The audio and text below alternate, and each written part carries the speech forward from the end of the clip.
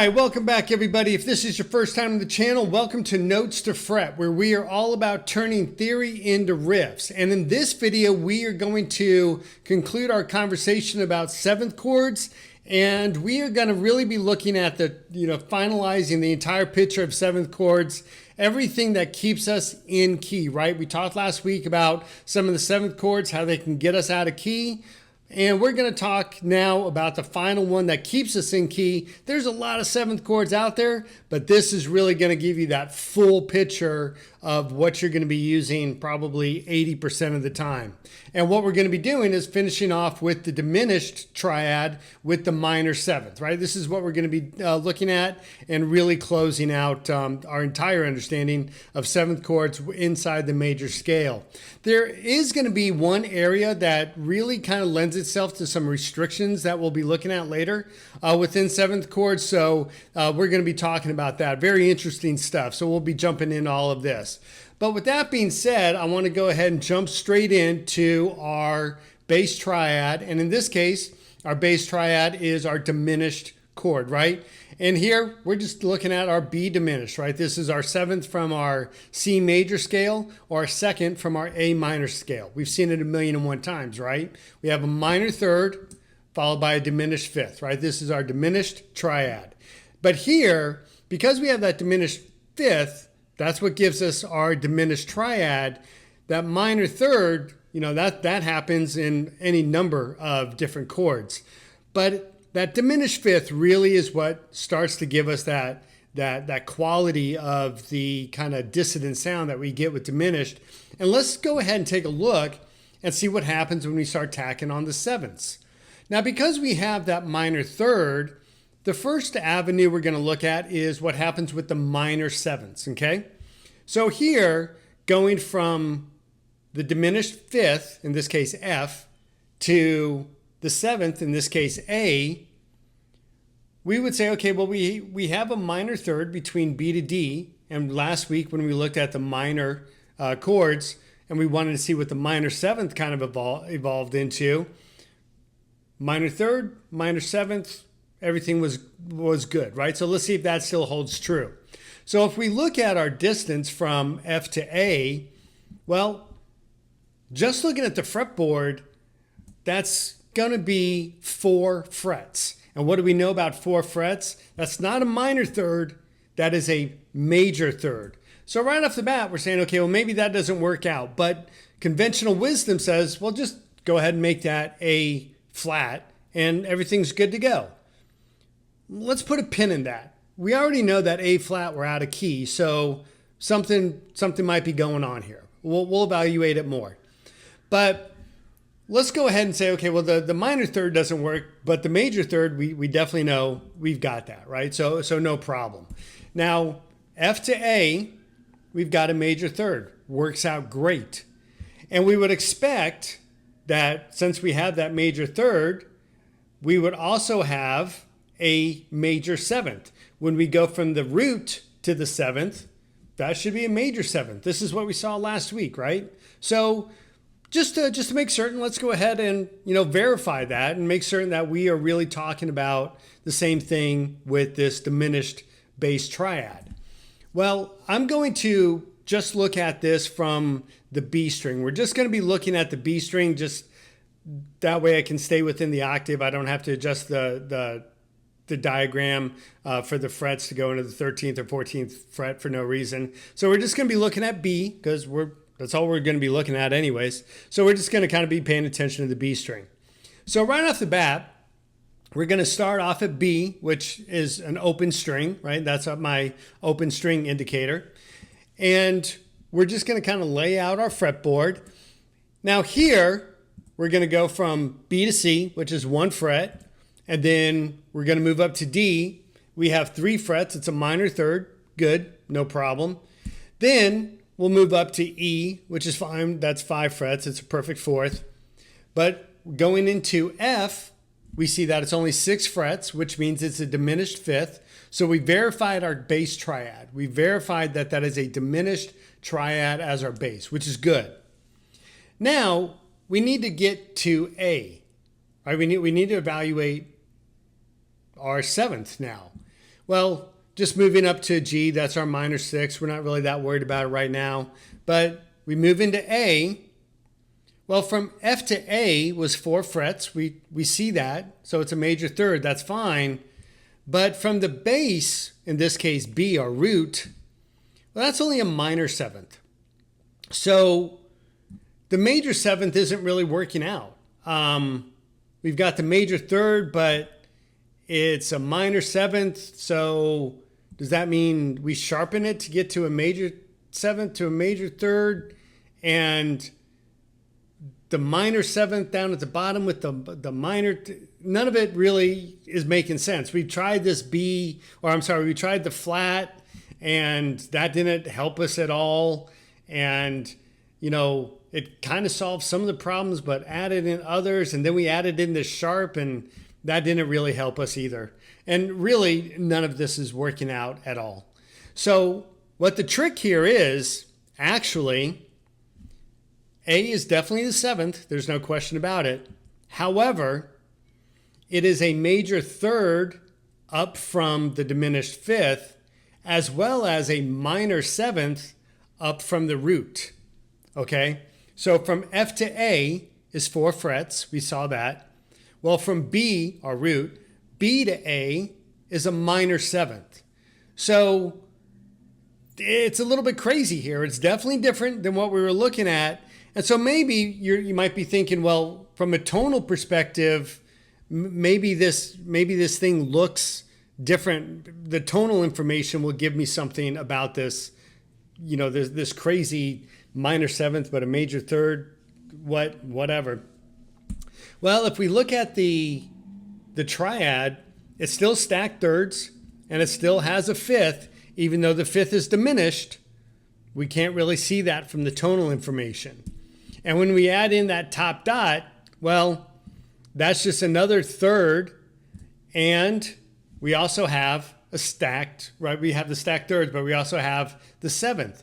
In this case, it's a minor 7th. But when we're looking at this thing, there's nothing in here that indicates that this is any different than any other 7th chord. So, you know, this craziness, like what is happening here? We've got minor 7th, major third, but everything looks normal in the tonal information. Well, this is a chord, and it's called a half-diminished 7th. And it's annotated with the B minor 7th with a flattened 5th, or this B theta 7th. You'll see it kind of annotated both ways. But it has this flattened 5th, right? And that's what gives us our diminished 5th. So from a tonal perspective, the way that we would really be looking at this is we would have an indicator on our 5th that it's flattened.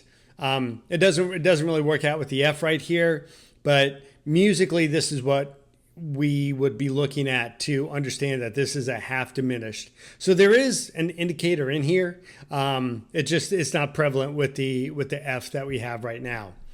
So when we're looking at this, it looks crazy. It comes out, you know, crazy. What does this thing even sound like? I mean, we're looking at this, and there must be something to that. So what we're going to do now is go ahead and jump onto the keyboard and take a listen to it so we understand how crazy this thing actually is. So let's go ahead and jump over onto the keyboard really quick.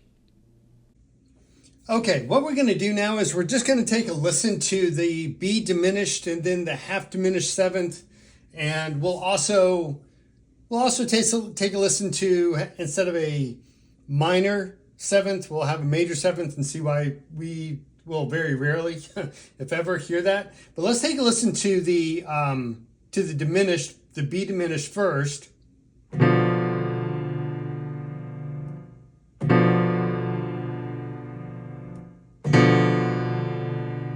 Okay, and that, we have that diminished 5th, right? And so you can hear that pretty pronounced. Right, that F. But if we up that to F sharp,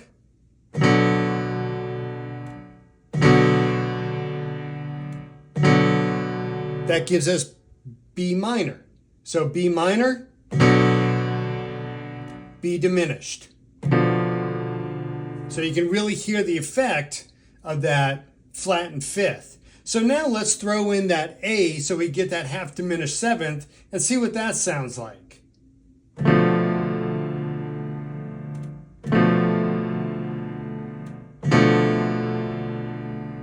And maybe, you know, I'll double up that fifth, or I'm sorry, that seventh.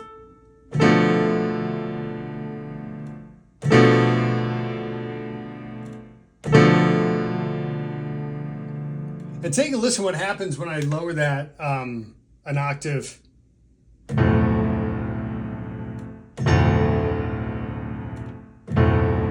Right, you can really hear that half diminished sound, right, that diminished triad. Now, one thing I do want to bring up, and we'll talk more about this in the video here in a minute, is right now that half diminished, we're using A, which we know is a minor seventh up from B. So what would happen if we did put in that A sharp, right?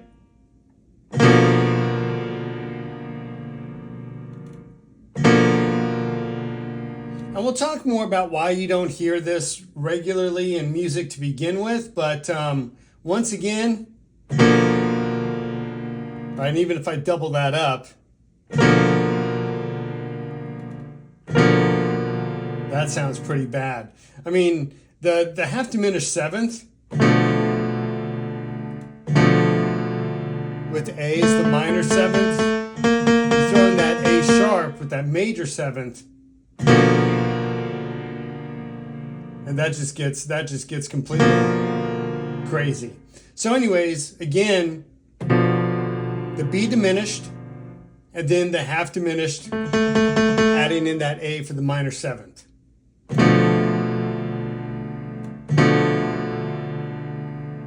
And just really quick for a little bit of comparison, last week we talked about the A minor, right? The A minor, D minor, E minor. Here, just the A minor triad. And then if we throw in the seventh, which in this case is G, right, for the minor. So now we have that A minor seventh. It's a beautiful chord. In my opinion, I just think that's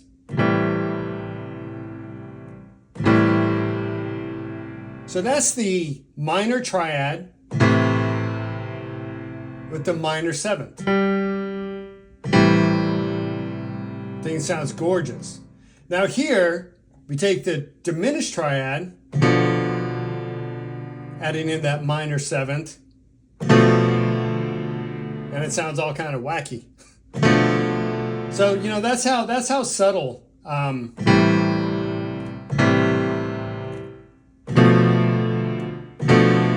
some of this can be. So anyways, let's go ahead and take a jump back into the slides, and we'll talk more about this this crazy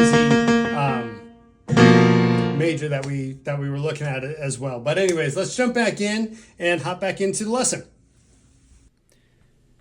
All right, now that we've heard the half diminished as well as kind of the addition of taking that A and making it A sharp, I want to go ahead and take a look at that on an actual fretboard.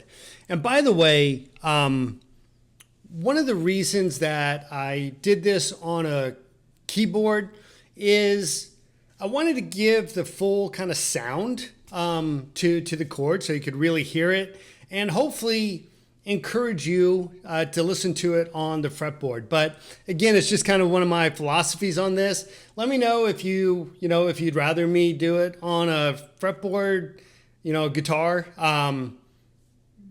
Again, one of my philosophies is, hey, if I'm putting this out there so it hopefully encourages you to go put it on the fretboard. But let me know, right? And actually, what I might do is put a video together to talk a little bit about my philosophy on this channel. Might help some people out, for some clarity. So maybe I'll do that. Maybe I'll just put a video really quick out for that. It won't impact weekly lesson. But you know, maybe I'll do that. So, but let me know down in the comments if you like listening to it on a piano keyboard.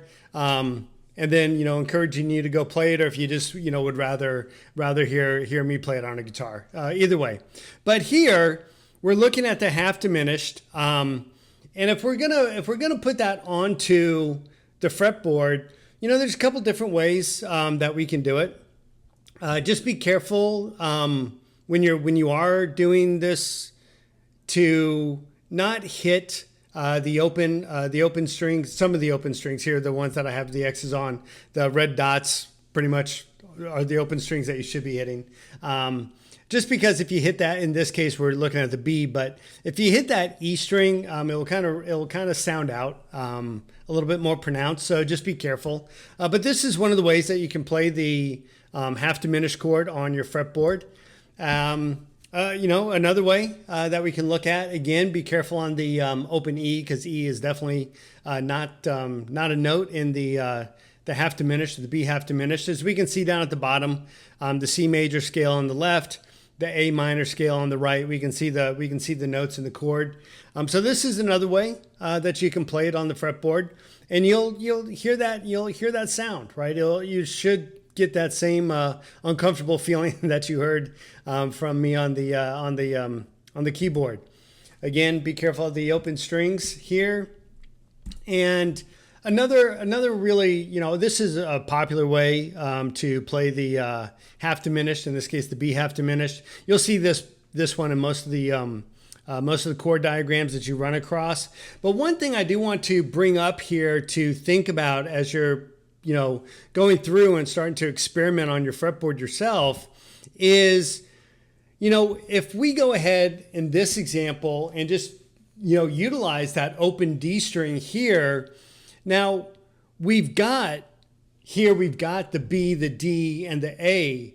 Now we might be taking the F out of the picture, but this is still going to be a unique sound, right? And it's one of the things with seventh chords when you're playing them on guitar is you'll find yourself oftentimes, if you're trying to hit all four notes, you really start to expand, right? And some of them very difficult to reach. So here's some of the alternatives that we look at when we're putting some of these chords together. You know, removing the third, removing the fifth. We typically will have our root in there at some point, and we'll have the seventh in there because we want to get that seventh sound. But keep that in mind as you're putting some of this together. So there's a few alternatives that you can kind of experiment with on the fretboard for yourself. But one of the things I do want to bring up, we talked about this a little, I touched this a little bit in the video, or the part of the video where I was playing on the keyboard, and I kept bringing up that A sharp. Here is the half diminished that we've already seen, right? And we talked about this. We have the A, which is a major third up from F, and it's a minor third up from the root. And that's what gives us, you know, this crazy half diminished chord. But it's a reasonable question to say, okay, well, what happens? Why can't I have a major seventh in this case, right? It's, you know, if I'm up from the root, let's have a major seventh, which by the way is just an augmented third up from F. And it seems, you know, perfectly reasonable. Just take that minor seventh, which is the A, move it up to the major seventh, and you have A sharp, right? And you put the A sharp in here, and if we just look at it right here, there's really no reason why you wouldn't have that A sharp in there. But what I want to point out, and I'm going to use A minor here because the scale does a real good job on showing what part of the problem here is. When we look at the scale, the two most critical pieces to have are the tonic, and by way of relation to it, the octave as well, right? So here we really, A is the scale that we're in. So if we say, okay, well, we need to make that from a minor seventh to a major seventh, well, look at what we have to do to the scale. All of a sudden, it's something entirely different. So this is why, and again, this is just a good example. It shows it very clearly. But this is why you aren't really going to have diminished triads with a major seventh. There might be a purely academic reason why you may run into this at some point, but it would be an exercise again in academic perspectives. It's really not going to happen, and because what does it do to your tonic if you've raised it a half step, right? So, anyways, that's why you don't really hear the diminished triad with the major seventh. So, again, it's just one of the things you're not going to hear. But with all of that, we have really driven our chords home, right? We've talked about triads on the fretboard. We've talked about triads, voicings, leadings. We've talked about inversions, and we looked at the chord progressions. And now that we have our sevenths under us, our chord progressions are going to get more interesting, and that's what we're going to start to explore in the upcoming videos, right? So now that we have the sevenths behind us, we can really start talking about a lot that's going on. So here again, we finished our seventh intro, and so we'll start diving into modes and chord constructions from modes, chord progressions in modes. A lot of very interesting things going on there, and that's what's going to be coming up next week. So again, really appreciate everybody watching. I put out a poll. If you haven't looked at it yet, go take a look. I'll put a link down in the comments below, or in the description of the video below. Go take a look. I'll leave it up for a little while. I really, want to get everyone's opinion on this, on it, so I can really kind of make the channel grow. That's really helping everybody out. So go take a look if you haven't already. Again, really, appreciate everybody watching. Again, if you're getting something out of these videos, let me know, right? It's free. Give me a thumbs up, and also free smashing that subscribe. Huge help to the channel, and really, really appreciate it. But in next week's video, we will start looking at chords in modes and looking at chord progressions, again using modes. So it's going to be a really good series. But until then, I will see everyone in the next video. Take care, everybody.